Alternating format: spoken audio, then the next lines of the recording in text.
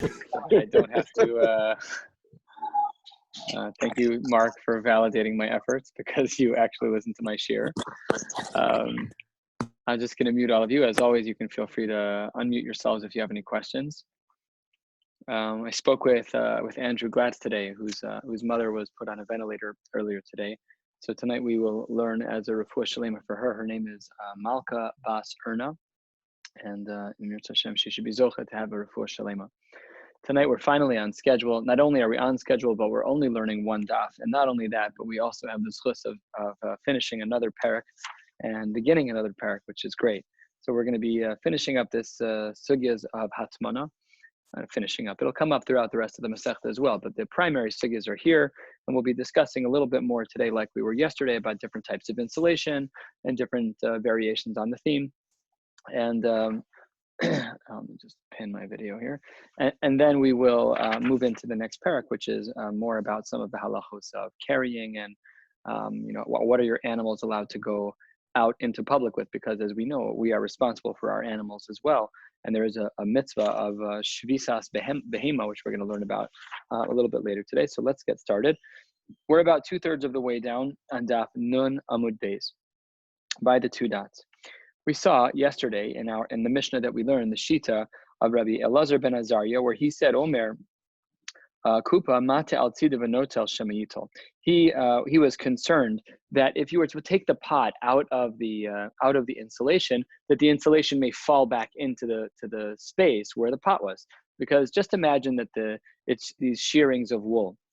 So if it is these shearings of wool and you pull the pot out, then the shearings of wool are just going to fall back down right into the space. They're not like sealed up in a pouch. They're, for all intents and purposes, they're just jammed on the sides there after the pot was put in. So therefore, that is our primary concern here, according to the Shita of Rabbi Elazar ben Azariah. And therefore, you don't just pick up the pot, but you tilt. If the pot is here and there's insulation around it, and then there's a larger container holding it all, you start the tilting from there. That's how you would tilt out the pot. That was his Shita, says the Gemara, starting at the two dots. Amar Rabbi Abba, Amar Rabbi Chia bar Ashi. Everyone agrees that if the guma, if the hole, namely if the place where the pot was, if it's niskalkala, if it gets ruined by all the shearings falling into the space, you can't then move all of those shearings. That's usher, because the gizeh tzemer ain't metaltalman. It's muksa, as we spoke about yesterday. So again, if you were to take the pot out and all the shearings then fall in, you're done. You cannot reach in there and then like pack the side. That's totally muksa. And even if you wanted to argue that maybe it's kila achar, yeah, you can find it, but it's so much work. The poskim right here, it's so much work that it's not shaykh that we should assume that it's permissible. And therefore, niskalka laguma, if in fact the space where the pot was, if all of the shearings cave into the middle, then asr lahachzir. Asks the Gemara, wait a minute, look at the last shita. Look at the last shita of our Mishnah, and the last shita of our Mishnah said, Tanan v'chachamim omrim no telu machzir. We see that you're allowed to take it and you're allowed to put it back. Just wait 1 second. I think I saw a question here. Oh yes, not offhand. If someone knows the password, I don't know it without looking. I don't think so.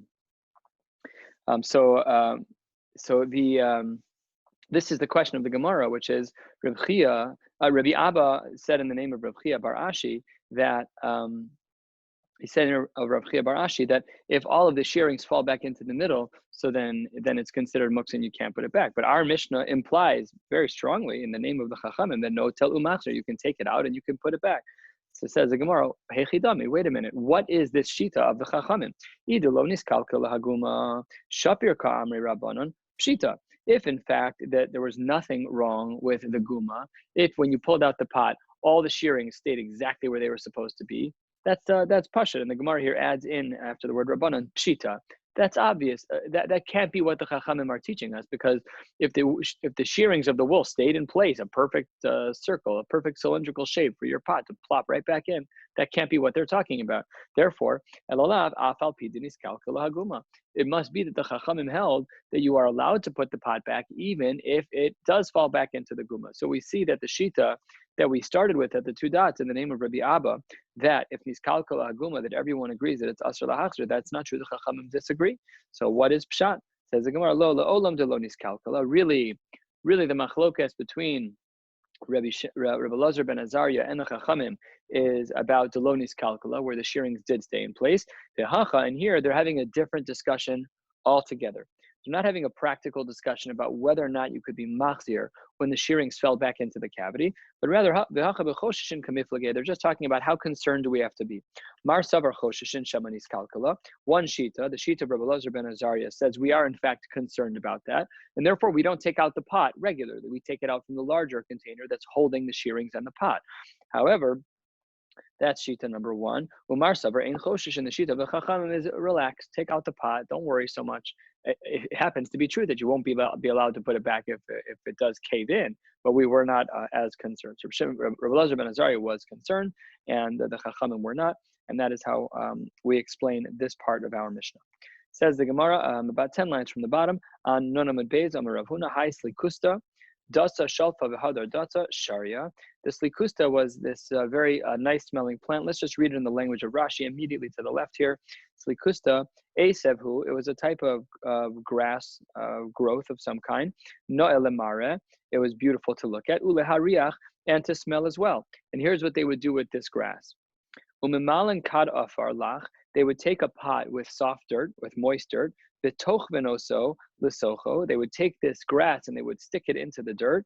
V'nosno lifnei sarim, it was something that was used for chashuv people. They would pass it around around the chashuv table of sarim.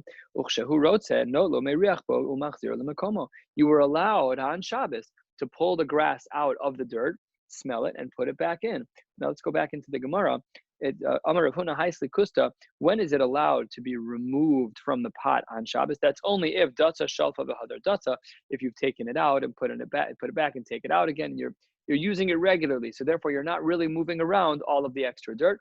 There's a space for it. And now you can see why this is being brought here, because we were just discussing whether or not there's space in the space, whether there's any space left over after the shearings potentially have fallen into the cavity. Same question here.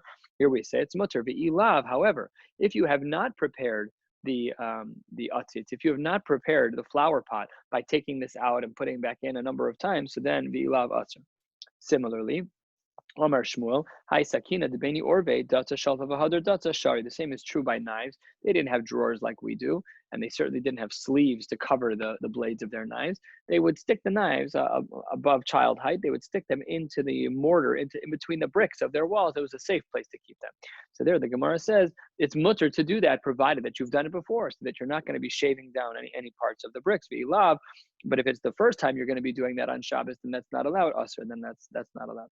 Marzutra v'itema Ravashi Amar b'gordisa dekani shapir dami. If you were to have a collection of reeds, like a whole bunch of them together to hold knives, I kind of think of this in the way like when you go to get a suit tailored and they have all of the needles in that little pouch for needles. Similarly, they want to stick all their knives into one large collection of reeds. It's a tight ball of reeds, and they can just stick the knives in there to make sure that the blades are away from all the kids. So then what's the case here? Marzutra v'itema Ravashi says b'gordisa dekani shapir dami. That's permissible.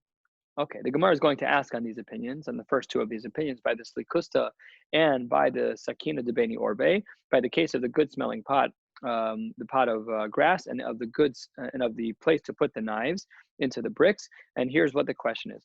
Omar le Rav Mordechai le Rava. Rav Mordechai asks Rava Masi Rav Katina. We have a question that was brought from Rav Katina to Yufta, and it was a strong question. Hatomein lefes utzinonos tachas hagefen. Someone who is going to hide or insulate these vegetables, radishes, and other vegetables underneath a gefen, underneath a grapevine. Im hayu miktsas alim megulim. If some of the leaves from the radishes were still protruding from the grapes, then eino choshesh, no concerns at all. Lo mishum kilayim, you won't have to worry about kilayim, which could be its own animal of a problem. But lo mishum shvis, you don't have to worry about them growing together and being shvis. It's still protruding. It's as if it's still a separate entity. But lo mishum meiser, and not because of meiser either. Even if it will have grown, it's not really part of the gefen. V'nidlin b'Shabbos. This is key for us. V'nidlin b'Shabbos, and they are able to be removed on Shabbos. Take a look at Rashi, the fourth line of Rashi within Dibur Hamaskol v'Nitlin b'Shabbos. The lo chayish, we don't worry. Im ha'afar nizoz me'elav, and I'm not nervous by you pulling the radish out from underneath the grapevines. I'm not nervous about you moving any of the dirt. But hu hadin, this is the punch to the gut, to the shita, I believe it was Rav Huna. Yes, to Rav Huna on the previous Amud. Hu hadin leslikusta, that even in that case, why did you say, Rav Huna, that the only time that this is true, that the only time that you are allowed to put the slikusta back into the dirt is if you prepared it before Shabbos. We see here in this brisa, in this tiyufta of the lefes and the tzenonos, that you were allowed to pull it out even if you didn't prepare the spot in advance. So says the Gemara, tiyufta. That's a very powerful question that rejects seemingly the shita of Rav Huna in regards to the slikusta, and Shmuel in regards to the case of the knives that were being put in between the bricks. And Baruch Hashem, that brings us to the next Mishnah, and this is as well the last Mishnah in the Perek on the top of Nun Aleph Amud Aleph.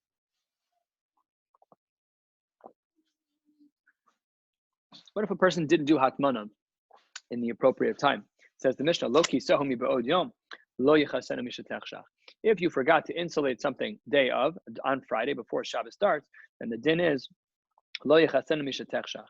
However, kisahu v'niskale, if you do insulate something, you covered it properly, and then it became uncovered, so then the halacha is muter lechasoso. As well, although unrelated to this particular din, memale esakiton v'nosin letachas hakar o tachas hakeses.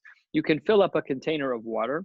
We can call this like just a canteen of some kind, and you're allowed to hide it under a pillow or under a blanket. What is this talking about? Take a look at Rashi immediately to our right. We're talking about a warm climate here. If you have a drink that you want to keep cold, is there a problem with doing insulation on something that's cold to keep it cold? Let me ask the question in our terms. Can I take a thermos and pour a cold liquid in there with the specific intent of keeping it cold? Would that be permissible? So that's what this Mishnah is speaking about, that yes, you can. No problem at all. Absolutely fine. The Gemara is going to discuss this at some length today. We'll spend some time talking about this particular din of insulating something that is cold for the sake of preventing it from getting hot. All of our conversations until now have been the other way, about preventing the hot from becoming cold. So here the Mishnah flips the question, and we'll discuss this a little bit more right now in the Gemara and more on the next Amud as well. Opens the Gemara 7 lines down to Aleph Amud Aleph. Amar Rav Yehuda Amar Shmuel. Mutter lahatmin esatzonin. It is permissible, black on white, very clear. It is permissible to insulate things that are cold for the sake of preventing them to become hot, from preventing them to become hot. Amar Rav Yosef, my kamashmalon. Thank you very much, Rabbi Yehuda Amar Shmuel. But didn't you see our Mishnah? Tanina, memale adam kiton v'nosin tachas hakar tachas hakeses. I mean, all respect intended. You're an Amori, you're a big Talmud Chacham, but why are you teaching me a din that's Mefurash Mishnah that Rabbi Yehuda Anas put together? Not only that, but he wasn't that far away, because Rabbi Yehuda was a Talmud of Shmuel, which means he was really a second, maybe a third generation Amora. But Shmuel knew Rebbe's Torah. There's no way that he didn't know this din. So why is Rabbi Yehuda Amar Shmuel teaching us a din that is explicitly stated in a Mishnah? Answers the Gemara, Amar le Abaye tuva kamashmalan. It teaches me a lot. How so? The imi mas nisen. If I only had my Mishnah, and if I didn't have the Amoraic statement of Rabbi Yehuda Amar Shmuel, Hava Amina, I might have thought, Hani mili davar she'ein darko lahatmin. I might have thought that maybe in the Mishnah, when it says that you're allowed to insulate cold, that's only something that's not darko lahatmin, that's an abnormal thing to keep cold. Aval davar she'darko lahatmin lo kamash malan. I might have thought that if it's not, that if it is a davar that's darko lahatmin, something that is normal to be matman, I might have thought, no, that's too close to the actual isser of insulating things that are hot. Kamash malan, we don't care one way or the other, and that's the chiddush of Rabbi Yehuda Amar Shmuel. And the reason why his shita existed was to make sure that we know that it is absolutely mutter to be matman, something that is cold, to keep it cold. Amar Rav Huna Amar Rav, Aser lahatmin esatzonein. Dissenting opinion. How can this happen? How can it be that there's a dissenting opinion? First of all, we just saw our Mishnah. Second of all, we just saw Rabbi Yehuda Amar Shmuel. And third of all, Tanya, we have a brisa. We're going to see this. It's actually a Tosefta. We'll see it on the next page at length. It begins on the bottom of this Amud. Tanya, Rebbe, hiter lahatmin esatzonein. Rebbe says it's perfectly fine. And who was Rav? Rav was a Talmud of Rebbe. So none of this makes sense. There's like missing data here. So the Gemara obviously structured it that way for educational purposes to make sure that we understand certain things about Rebbe, certain things about the flow, about the transmission of information. So this makes no sense on its face because Rav, of course, knows everything that Rebbe taught. It's not like today, when someone says my Rebbe is person X, they remember 15, 20% about what the Rebbe told them, and that's a good number. No, these people remembered everything. They had everything, in some cases, written down. In some cases, they had it memorized. And a lot of the statements of the Amoraim, if you look at them in cases like this, for example, we always say that the Gemara is written in Aramaic. That's actually really not true. Mishnayos are almost exclusively written in Hebrew. And in fact, the statements of the Amoraim are almost also always exclusively written in Hebrew. Take a look at the ones we saw here. We started our Gemara, Amar Rav Yehuda Amar Shmuel, Mutar lahat min esatzonin. Those are all Hebrew words. Here's another one right now. We're learning Amar Rav Huna Marav, Asher lahat min esatzonin. Almost all Amoraim are also written in Hebrew. It's the interplay in between the statements of the Tanoim and the Amoraim where we see Aramaic. So anyways, going back, the Gemara here is difficult to understand because how could it be that Rav would ever think that it's Asher lahat min esatzonin? Tanya, his own Rebbe said, Rebbe, hitir lahat min esatzonin. Answers the Gemara, Lo kashya, ha mekame delishmei me Rabbi Yishmael Rabbi Yossi halabasar delishmei.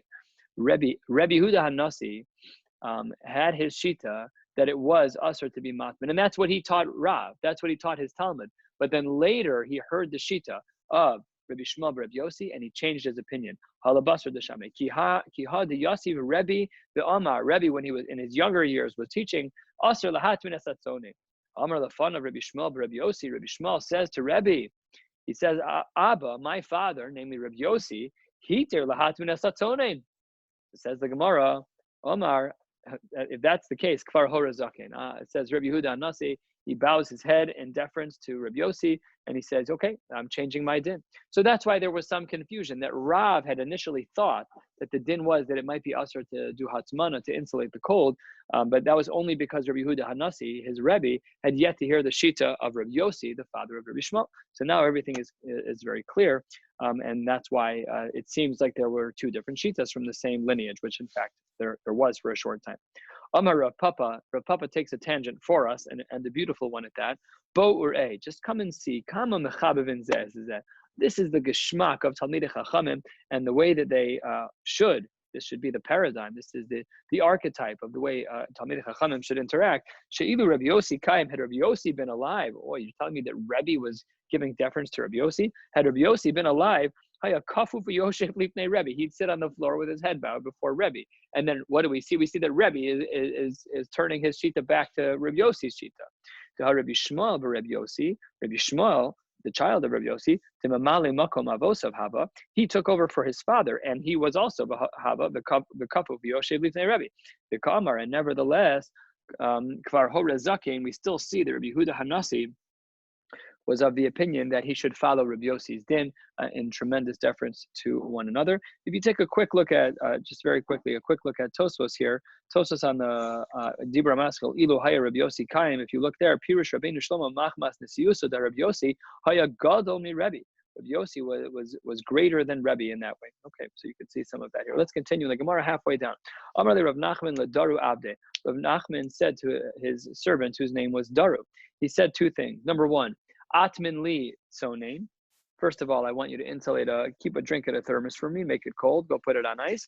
And also, v'aisi li maya de'achim kfela arma. Please go bring me some water that was warmed by an arma, by an Armenian, by a goy. Rashi here points this out as well. Kfela arma to the right. Shehechman nachtom nachri, that was boiled. The water was heated by a non-Jewish person. Shama Reb Ami v'ikpid. Reb Ami heard what he told his Eved, both about what were the two dinim. So the first din that he told him was about insulating cold, and the second was about a non-Jewish person heating up the water. And Rav Ami was makpid on him. It says the Gemara, Amar Rav Yosef, my time ikpid. Well, why are you picking on him? I don't understand. Both of these ideas are rooted in perfect sources. Kirabivase Avid. He was holding like his Rabbeim. First of all, Chada Kirav, one of them follows like the Shita of Rav, the Chada Kishmuel, and another one of them is like the Shita of Shmuel. Which one is which?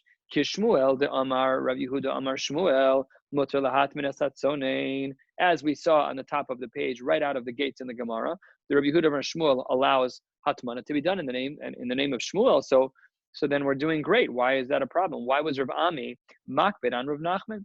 And number two, about the hot water cooking issue, Kirav, how did he follow like Rav? The Amar Rav Shmuel bar Yitzchak Amar Rav Kol Shu Nechal Kmo Shu Chai Ein Bo Mishum Bishulei Nachrim. Rav taught us a din that any food that will be eaten raw, then there is no isser of bishul akum. This is halacha l'maisa. There are a number of parameters by bishul akum, but this one is quoted ledina, and that is that let's say that there's someone in your home who's non-Jewish and cooking for you, but what they're doing is they're making roasted vegetables. So if you can eat red peppers on their own, then a non-Jew can cook them for you. That's not a problem. Hot water, you can drink water cold too. That's easy. Pasha. The poskim have a very hard time of rigidly defining this.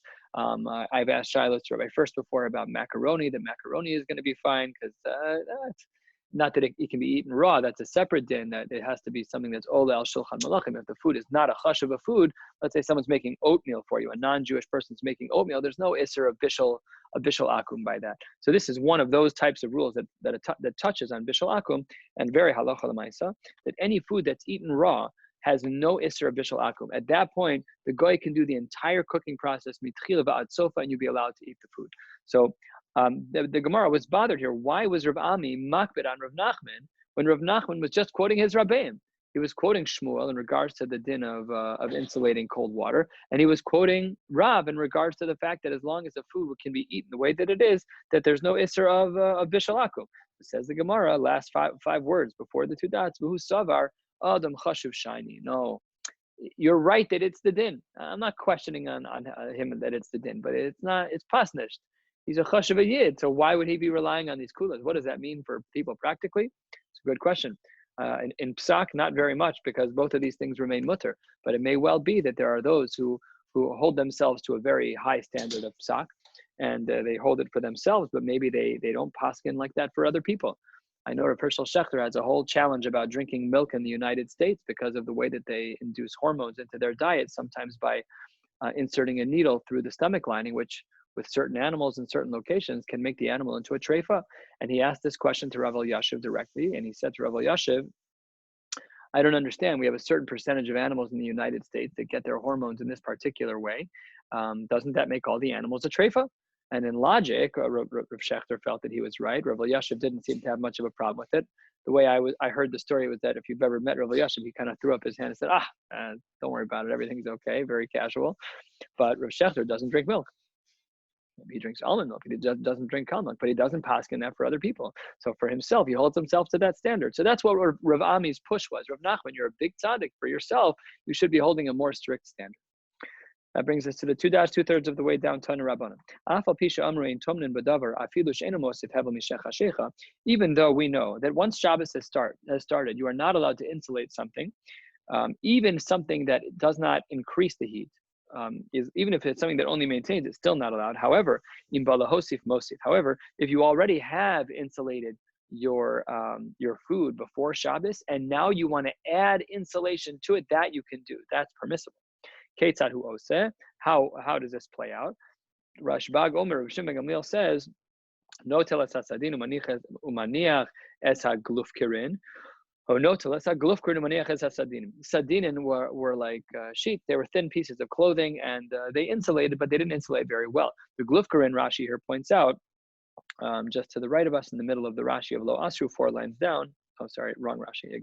That's a little bit higher. But the Rashi higher up, Gadira Maskal Glufkara, writes that it has more of a maintenance to keeping the heat. It does a better job. So those were interchangeable, right? There are those things you were allowed to do once you insulated properly before Shabbos.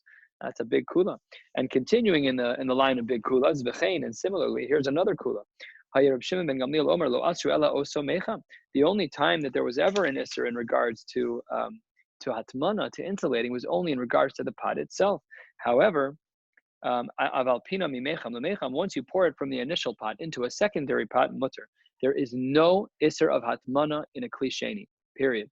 That is the shita of the Rashbag, quoted in Halacha, that there is no isser of hatmana in a klisheni. And the Gemara here inserts and posits the logic of why it is that Reb Shimon ben Gamliel holds that way. Hashta akure kam makirla. The first thing you did is you cooled it down by pouring it into from a kli rishon into a kli sheni. Artuche kamir tachla. You already poured it out of the initial hot pot. You poured it out of the kli rishon into the kli sheni, which drastically lowers the temperature, especially if the walls of the pot are not hot, which is the nature of a kli sheni. So then you think he's going to insulate to the point of boiling again? That makes no sense. So because the person already poured it into the kli sheni, that tells us, that's our indicator. It's a similar davar that he doesn't want to cook this food anymore. He may just want to keep it warm, so that would be permissible. There's no problem in a kli sheni. This next Gemara is not difficult in concept. The wording is a little nuanced, so just focus for a couple minutes, and that will help us to navigate these few lines of Gemara together.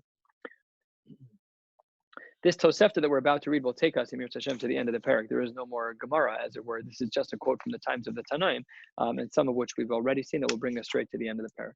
Opens this final Tosefta of Parak Bamet Tomnin. Taman v'kisa.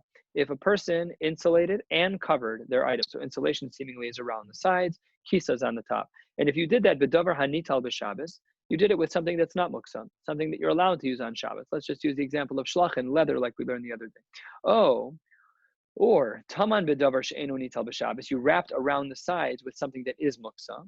V'chisa b'davar hanital b'Shabbos, but when you covered it, then only the top was covered in that which was mutter to be used for Shabbos. No problem, because in both of these cases, either when all of the insulation, sides and top, were for that which was mutter to be used on Shabbos, or in the second case where the top was still mutter to be used on Shabbos, just not the sides. In both of those cases, no telumachzir is totally permissible, because that which is in between you and the kli is all mutter to be used for Shabbos. There's no problems of muksa. Continues the Gemara, Taman v'kisa, let's say the case was reversed. Taman v'kisa, if it was insulated and covered, b'davar she'enu nital b'Shabbos, so it's entirely covered in something that's muksa. Or a variation, taman b'davar hanital b'Shabbos, what went around the utensil, that was not muksa, but the kisa, the covering, was b'davar she'enu nital b'Shabbos. Now, in contrast to the first two cases, these two cases is where there is something interfering between you and the top of the kli, and that is an insulation that is muksa. What do we do in these cases? If it was partially revealed, you can still see the kli through the muksa insulation. So then no telumachzir is permissible. V'im lav, and if you're not able to see the food turning to the top of nonalaf amud beis, so then no telumachzir, then that would not be allowed. Totally a non sequitur. The Gemara, the Tosefta here continues. Rabbi Yehuda Omer Neores Shel Pishtan Daka Harehi Kezeva. We saw this earlier in the Mishnah where we questioned what the Tanna Kama meant when Rabbi Yehuda was arguing against the Tanna Kama. There was he talking about the Pishtan? Was he talking about another case? And the Gemara answered by quoting this exact Tosefta. And if you look in the Mesorah Sashas, you'll see this brings us back 2.5 blot to Daf Mem Tes Amud Aleph, where Rabbi Yehuda said that the Neores Shel Pishtan, the strands of Pishtan that are Daka, that are very thin, Harehi Kizevel, that's like manure. And as the Mishnah pointed out over there, this is a material that's most of Hevel. It's too good of an insulator and cannot be used. The Tosefta continues, Manichin mecham al gabe mecham. You can take something that's boiling hot and put it on top of something that's boiling hot. You could take a k'dera al gabe k'dera, and you can put the first is water, and the second is a very hot food, and put it on top of another, but you cannot flip-flop. You're not allowed to flip-flop them, and Rashi, Dibra Maskil, Kedera on the second line there points out, third line of Rashi, because it's not just water, but it has food in it, so its intensity of heat is greater, and it can cause for it to be mosef hevel. And what they would do is they would kind of close the top of their little ovens with dough to keep in the hevel. So of course that's when this was not allowed. Even when you're allowed to do k'dera al gabe k'dera or mecham al gabe mecham, that was not in order to boil something. That's not allowed. Just that the temperature should be kept. Wow, this is a seemingly deviant shita. That just like we're not allowed to be insulating hot food, we're also not allowed to be insulating cold food. We saw earlier the shita of Rabbi. Here's the actual Marimakom.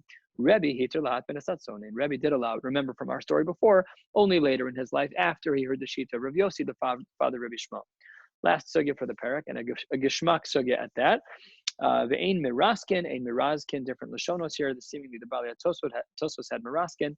The ein miraskin lo es hashelag v'lo es habarad. You're not allowed to take snow in your bare hands or barad, which is hail, and melt it. Just hold it until it melts. and then drip it into a cup and drink it. That's not allowed. Bishvil sheyazuvu meimav, so that the waters will flow. Aval no seinhu letochakos. You can put the snow. You can scoop up, so like a slurpee. You can scoop up some of the snow from the outside, and then it's allowed to melt. That's permissible in the cup. It can melt. Just a very unique shita of Rashi. Rashi here, Dibur Maskil Kadesh Yazuvu Meimav writes, Mishum dekam molid b'Shabbos, v'dami lemalacha shebore hamayim ha'elu. Wow, Rashi here writes, you've done an act of molid, not an act of nolad, an act of molid. And the Ritva here picks out, a lot of them, of course, pick up on this Rashi because it's very, very unique that we say that the person has violated molid and that they tried to be creative. What is that? Unfortunately, we're very lost by this idea. You created water. Very unique shita of Rashi, a little difficult to understand.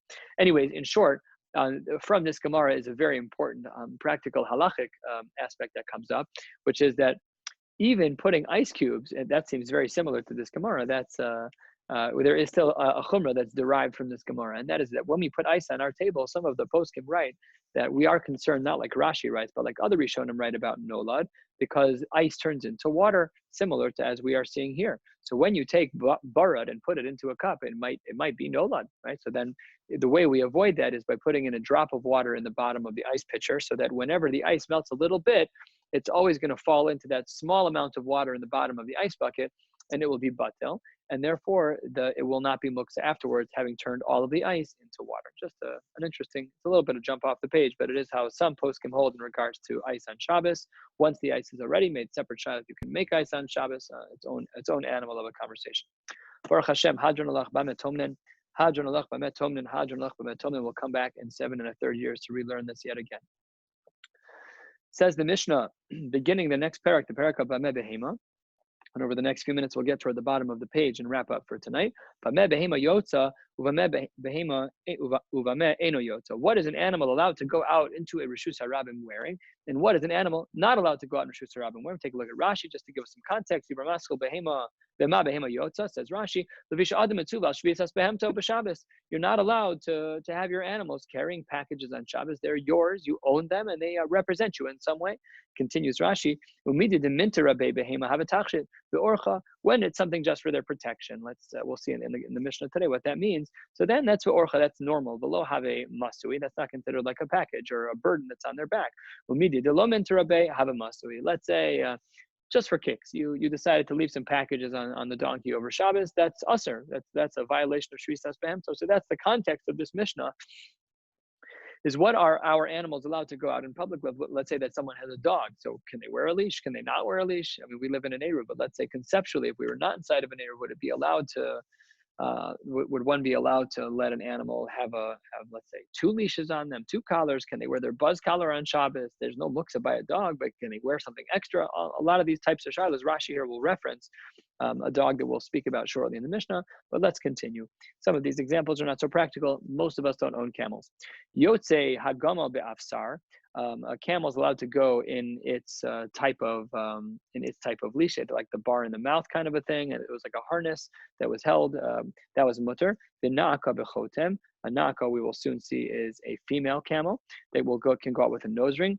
The luvdikim beprumbia. We'll see in the Gemara what that means. V'sus b'shir. A horse can go out with its leash. The chol ba'alei hashir yotzin b'shir. All animals can go out with their collars. And they can even be pulled by their collars. Umazen alei, and if they become tameh, we can be mazeh with hazah. We can make them tahor yet again. The tovlin b'makoman. We can also take the whole animal and have them walk through water to the point that they're covered. If for whatever reason the nose ring was tameh, it needs to become tahor yet again. That's all permissible. And this is where Rashi makes mention of dogs. There's Dibra Maskil L'chol Ba'alei Hashir.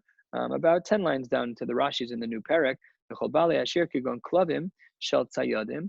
Dogs that of those who were trapping animals. V'chayos Ketanos Shenostin Shir L'Tzavarim L'Noi. All of those are considered permissible as it relates to carrying on Shabbos. And now the Gemara opens with an analysis of some of the cases that we have here in this Mishnah. Says the Gemara, "My nake bechotem." What was the case of nake bechotem? Amar Rabba Bar Bar Chana na'akasachi brisi. It's a camel that was white. Bizamama de parzala, that has a nose ring that is made out of metal. What was the case of a luvdikim beprumbia? Amar Rav Huna chamra luba bepage de parzala. it was a chamra luba. Tosfos here points out that lov was a reference to Mitzrayim. Take a look at Tosfos, the Ramaskal chamra luba. Amar Rabbeinu Tam, the luba hainu Mitzri. So this animal was an Egyptian type of chamor. The page de parzala, which had a bar of some kind, maybe similar to the one we were talking about in the Mishnah as well, that was also made out of metal. Levi shadar zuze lebechuzoi lemizban lechamra luba. He wanted to buy this Lubian type of animal. Apparently, they were very strong.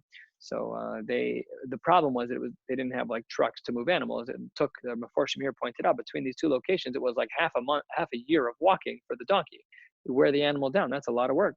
So says the Gemara, what did they do? They did not sell him the animal. Saru, they made a little package for him. Shadrule sare, they gave him some barley. And they gave him his money back as well. They gave him some barley. Lemeimar, and he got the message. What were they trying to tell him? The nigre, the chamra, sare. If you want to make your animals strong, it's not because they're from the city of Lov. It's because we feed them barley.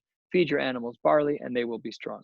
Says the Gemara, Amar Yehuda, Amar Shmuel, Machlifan Lifnei Rabbi, Shel Zo Bezo Mahu. What if you switch around the different types of contraptions? The one that's fit for a camel, does that also work for a donkey, and vice versa? Is that allowed? And then here, the Gemara is going to analyze a couple of them and then give us a very good perspective on the lumdus of when these things may be problematic. So they asked this question to Rabbi. Na'akeh, if you look back in our Mishnah, the Na'akeh had a nose ring. What if the Na'akeh no longer had a nose ring but had an afsar? They had this whole contraption in the mouth, an animal that didn't necessarily need it. The nose ring was sufficient. The afsar was considered to be a more restrictive type of brace, a leash. So it says the Gemara, Na'akeh be'afsar, lo tibaylach. Don't even bother asking me about that. Kevan de lo mintarabe masui hava. The Na'akeh doesn't need the more sophisticated contraption. The nose ring is enough. So it's so unnecessary. Kevan de lo mintarabe masui hava. Since it's not protecting them at all, they don't need it at all. Then masui hava. Then it's considered to be like they're carrying on Shabbos. It's a violation of shvisas behemto. Kiti boilach. When is there a question in a case of gamal bechotem mayim, a camel that wears a nose ring? This is the other way. He definitely needs the afsar. Can we add to the afsar the nose ring? So here's where we get to the lumdus a little bit. It says the Gemara, Kevan desagi le be'afsar, since really the leash that he has is sufficient. Masuihu. Would it then be that the nose ring is masui? O dilma, or perhaps nitirusa yaserta lo amrinan masui haba.